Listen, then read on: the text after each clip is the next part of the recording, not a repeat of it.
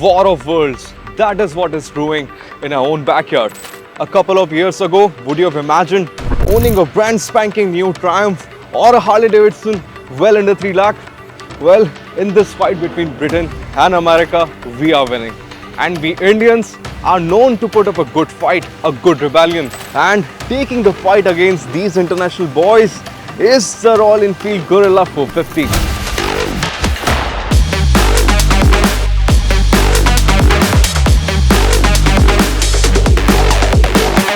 We know that you have a lot of questions about which modern roadster would be the perfect fit for your garage. We rode these motorcycles in different scenarios and came to a conclusion that their distinction is much more pronounced than what their spec sheet suggests. So sit down, my fellow motorcyclists. We have a lot to talk about. This is Anand Pandey from BBC Top Gear Mag India.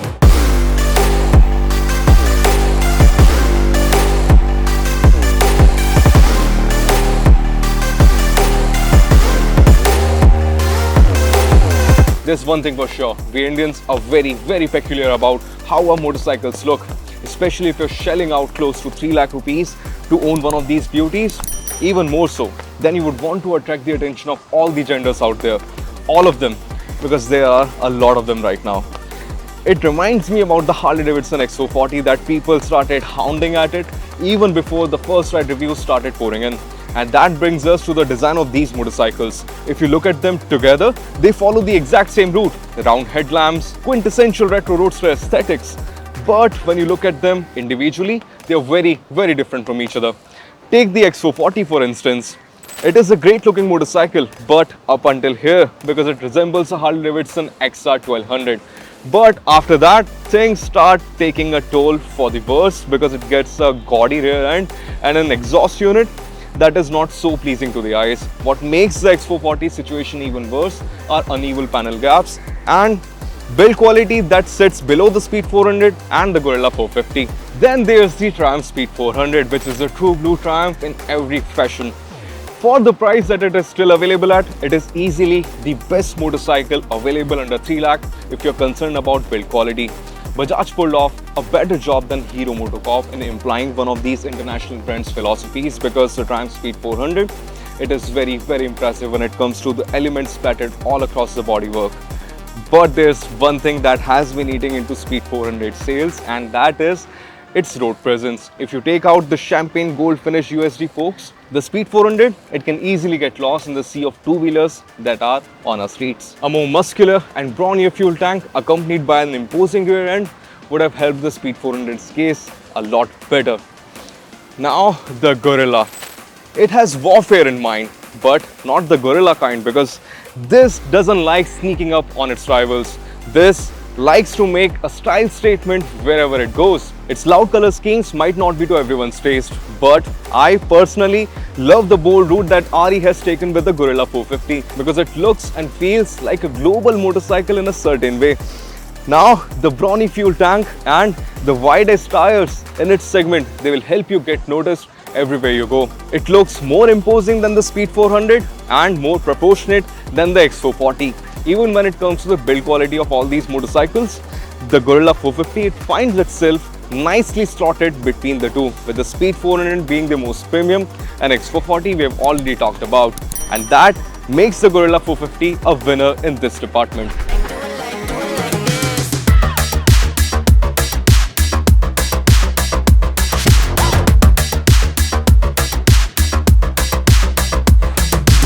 I recently realized one thing, almost all the prominent motorcycles that we have ridden recently, they have been very impressive mechanically. So if you're still making a bad motorcycle when it comes to the mechanicals of it, maybe you should shift to producing something else, maybe a lawnmower. Now, despite sharing different hearts and beats, all these motorcycles are very impressive in their own rights. The X440, if you look at the spec sheet alone, it falls a lot behind these motorcycles when it comes to horsepower figures and torque figures for that matter. But the ride experience that you are going to get with the X440, it cannot be matched by these two other motorcycles. So if you're looking for an easy-going motorcycle, if you're an easy rider, a cruiser, the X440 is the best thumper that you can get under rupees 3 lakh. The 440cc engine in the X440 might be air oil cooled, but it has oodles of torque and character. Now it doesn't even rev over 6000 RPM, but if you're doing that, you're losing the whole essence of the X440, because this particular motorcycle, it is all about the lovely low and mid-range grunt. And also, we found that it is also the most wonderfully sounding motorcycle out of these three motorcycles.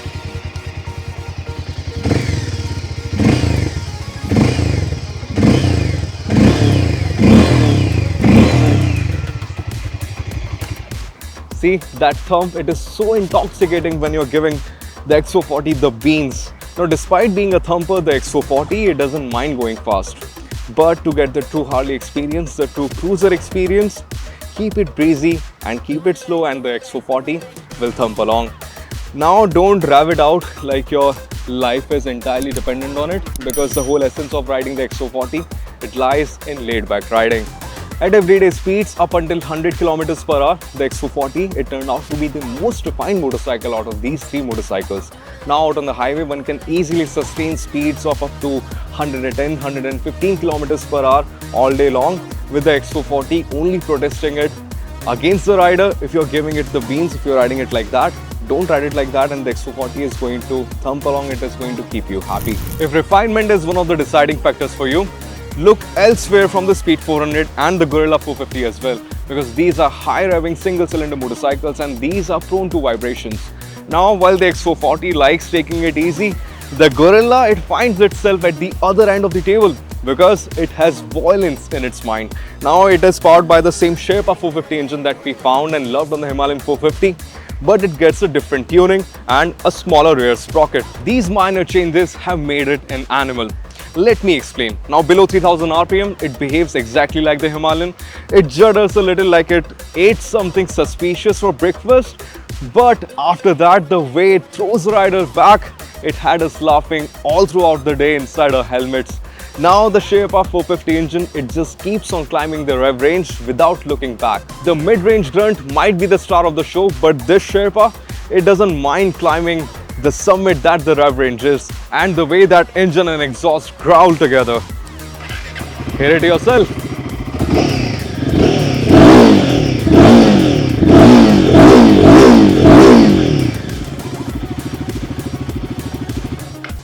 However, vibrations are inconsistent all throughout the rev range. Here's an example. The Guerrilla 450, it is more comfortable sitting at 120 kilometers per hour as compared to 100 kilometers per hour. And that is weird according to me. While commuting, it is a super fun experience on the Guerrilla 450 because of the way it behaves. But that low-end judder as well as that sudden surge ahead might not be to everyone's taste. While it also lacks traction control, and if you combine that with not so sticky tires that RE has gone with in its stock iteration of the Guerrilla 450, it means that you will just keep sliding around on wet surfaces if you are too generous with your throttle inputs. Not just in terms of pricing and the feel of the overall motorcycle, but Triumph did a stellar job with the engine as well. Now, the Speed 400 stock curve, it is flatter than a pancake. But the thing is that the Speed 400, it sticks true to its name, because irrespective of the situation that you are in, irrespective of the RPM that the engine is singing, it always has speed. The low-end grunt, it is pretty impressive on the Speed 400, slightly behind the X440, and that makes it a very fun commuter motorcycle, and you wouldn't find any hassle doing your city runs on the Speed 400 just singing along with you. Now, apart from that, it is just the start of the show, because the mid-range, it feels even gruntier than the X440 and the Guerrilla. Accessible performance, it steals the show here, but that doesn't mean that Speed 400 doesn't have a respectable top-end surge. It has, but it falls a little flat as you're closer to the rev ceiling. It doesn't kiss it as violently as the Guerrilla. Also, you guys have been waiting to hear this, waiting to know this. So the Speed 400, it turned out to be faster than the Guerrilla because of its lesser weight as well.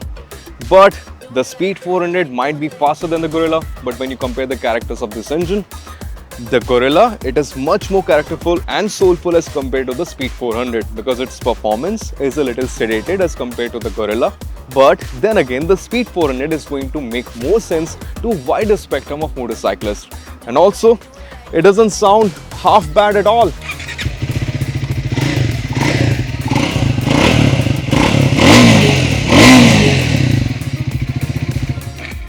Highway cruising manners are also better on the Speed 400 as compared to the Guerrilla 450 because it is more comfortable at your everyday cruising speeds, 100 to 120 kilometers per hour. It is much more sedated, much more relaxed as compared to the Guerrilla 450. We love the transmissions on both the Guerrilla as well as the Speed 400. They are neck to neck when it comes to the feel and precision of the gearbox. And the X440, it falls a little short in that department.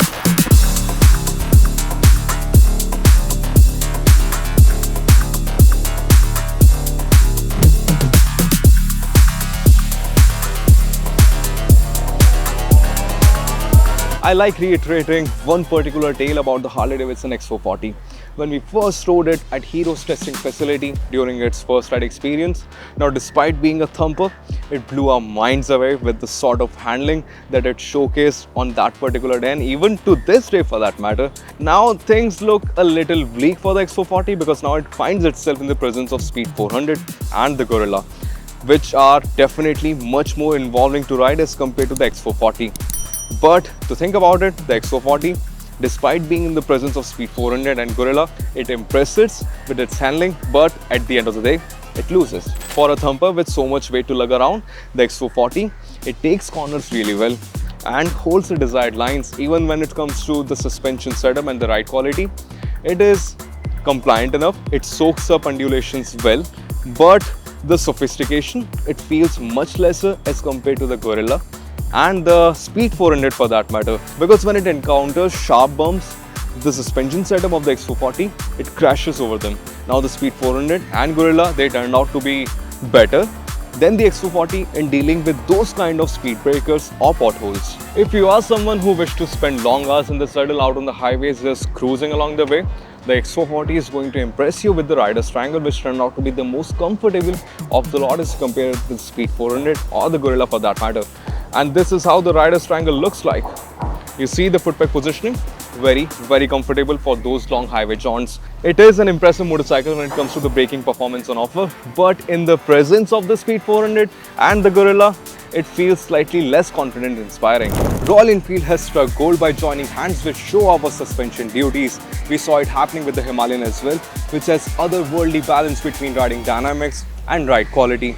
Now when it comes to Guerrilla, it doesn't get USDs like the Himalayan. It makes do with Showa Source telescopic forks, but even with this downgrade, it can hold its own, only to be let down by the set of tires. The Showa Source suspension units, they provide a fine balance between riding dynamics and ride quality. Now previously I was under the assumption that the Guerrilla is going to be along the lines of Hunter 350 and it is going to be sort of an uncomfortable motorcycle, but out in the real world, it doesn't fall along the lines of Hunter 350, it is more comfortable than that, especially the rear monoshock. And that is down to the most sophisticated suspension components that the Guerrilla uses as compared to the Hunter 350. Around corners, the Guerrilla 450, it is very eager to just drop in and slay those apexes. But when we were pushing it hard in wet surfaces, attacking on the Guerrilla 450, it becomes a little hard because the rear tire, it just doesn't comply with your inputs, it just keeps on sliding around. Now if you swap these rubbers for stickier ones, and they are great ones available in this particular section, if you do that, what I'm assuming and what I'm pretty sure of, that the Guerrilla 450 is going to attack the Speed 400 with a brutal jab. And even when it comes to the braking performance of the Guerrilla 450, there's nothing to complain about as it sits neck to neck with the Speed 400.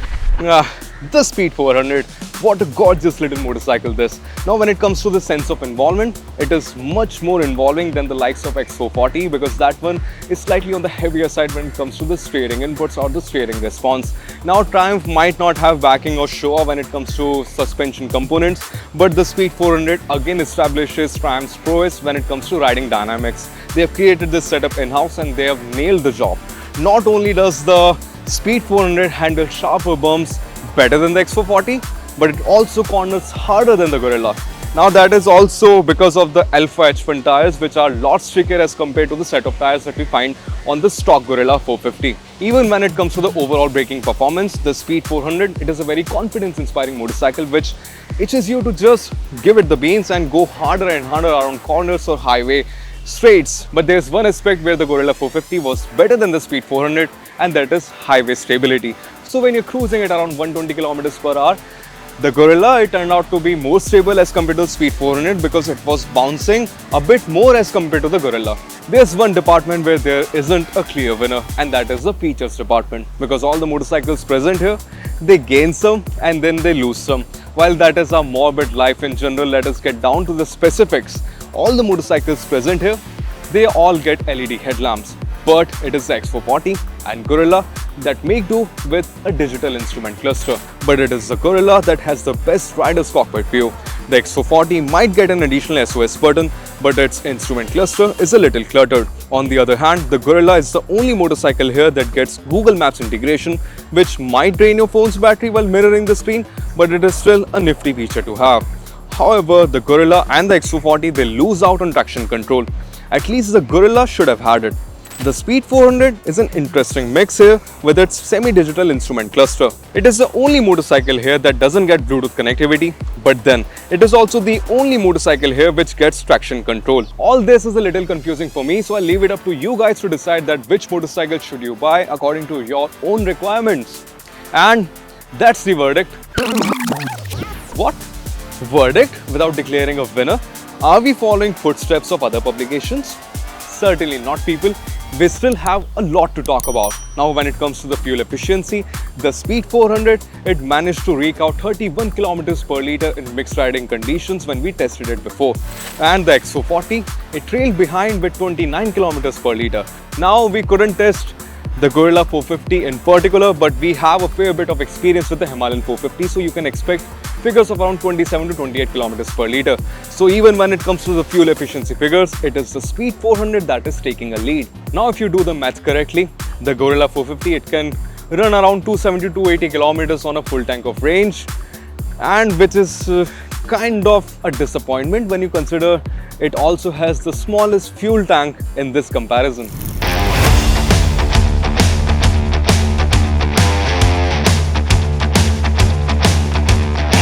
Since we are nearing the conclusion, it is about time that we answer that which motorcycle should you choose out of these three motorcycles. But before we reiterate our findings, I'll suggest you one thing, that you take a test ride of all these three motorcycles, because they offer different flavors of motorcycling, and you'll have to gauge it for yourself that which motorcycle suits your motorcycling the best. So if you're an easy rider who likes to take it a little slow but still require a potent motorcycle, you cannot go wrong with the Harley Davidson X440. It is easily one of the best thumpers that you can get in this part of the world under Rs 3 lakh. And it will also grant you access to the Harley Davidson brotherhood and community and the lifestyle. Now the Guerrilla, it turned out to be the most involving motorcycle of the lot. We love the way it looks, it is unapologetic, and it tones down to the way it behaves out on the road as well. Now its tagline, grrr, it suits perfectly well with the Guerrilla 450 because it behaves and growls like an animal. It is a rebellious motorcycle which is super fun to ride, but not perfect. Neither the Speed 400 is, but then again, it turned out to be the most complete package out of these three motorcycles and comes very, very close to perfection. It does nothing wrong, and that is a big win for Triumph motorcycles. Now what is also Triumph's biggest win is the price that the Speed 400 is still being sold at. It feels like a long and great dream while being awake. Now the Guerrilla 450 might trump the Speed 400 when it comes to outright character of the motorcycle, but the Speed 400, it is still the ruler of the roadster segment. It is going to take a little more than just guerrilla warfare to dethrone the Speed 400 from its throne. The Brits, they might be sucking at a lot of things right now, but in this particular war of worlds, it still feels like we are living in the colonial era. And on this bittersweet note, it is time to bid you goodbye, but not for the first and the last time. If you still have any questions regarding these three motorcycles left, the comment section is all yours for the talking. Now, this is Anand Pandey from BBC Top Gear Mag India signing off, and I'll see you around.